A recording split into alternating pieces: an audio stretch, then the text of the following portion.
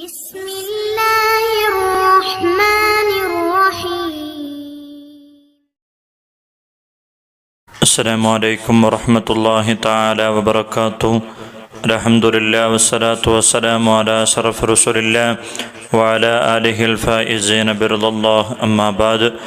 ഏറെ ആദരവും ബഹുമാനവും നിറഞ്ഞ എൻ്റെ ശബ്ദം ശ്രവിക്കുന്ന നല്ലവരായ സഹോദരി സഹോദരന്മാരെ, അല്ലാഹു സുബ്ഹാനഹു വ തആല ഞാൻ പറയുന്നതും നിങ്ങൾ കേൾക്കുന്നതും ഒരു സാലിഹായ സൽക്രമമാക്കി അല്ലാഹു നമ്മിൽ നിന്നും സ്വീകരിക്കട്ടെ.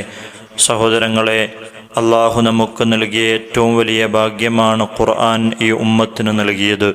ഖുർആനുമായി എങ്ങനെ ബന്ധപ്പെട്ടാലും അതിനൊക്കെ നമുക്ക് കൂലി ലഭിക്കുന്നതാണ്. എല്ലാ ദിവസവും എത്ര തിരക്കാണെങ്കിലും അതെടുത്തൊന്ന് തുറന്നു നോക്കുക എങ്കിലും നാം ചെയ്യണം.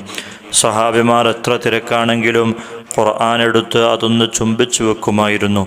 നമ്മുടെ ഖുർആൻ പലപ്പോഴും ഷോക്കേസുകളിൽ വെച്ച് പൊടിപിടിച്ച് കിടക്കുന്ന ഒരു ദുരവസ്ഥ കാണാറുണ്ട്.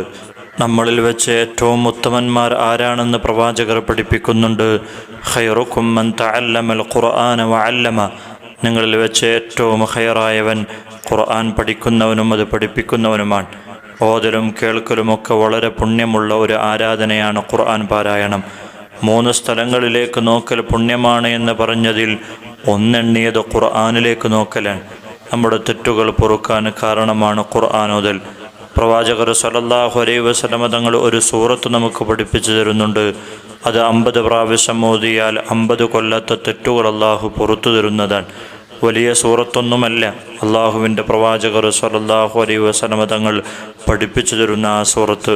അള്ളാഹിൻ്റെ റസൂൽ പറയാൻ, മഹാനായ അനസ് റളിയല്ലാഹു അൻഹു റിപ്പോർട്ട് ചെയ്യാൻ, മൻ ഖറഅ ഖുൽ ഹുവല്ലാഹു അഹദ്, ആരെങ്കിലും ഖുൽ ഹുവല്ലാഹു അഹദ് സൂറത്ത് ഓതിയാൽ 50 മറ, 50 തവണ ഓതിക്കഴിഞ്ഞാൽ ഗുഫിറ ലഹു ദുനൂബു 50 സന, അവൻ്റെ 50 വർഷത്തെ തെറ്റുകൾ അല്ലാഹു പുറത്തു തരുന്നതാണ്.